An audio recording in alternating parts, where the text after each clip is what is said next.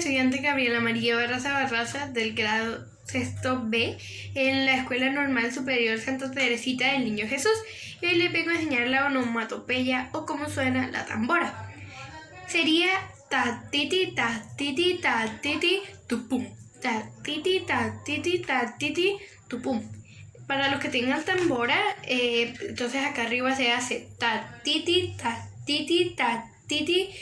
tupum, porque acá hay un espacio y se toca con la mano izquierda tupum.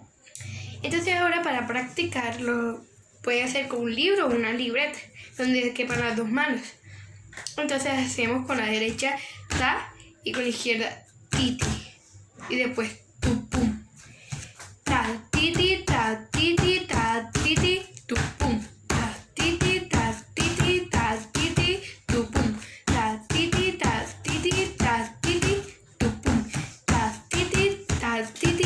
titi tupum. Y así es como suena la onomatopeya.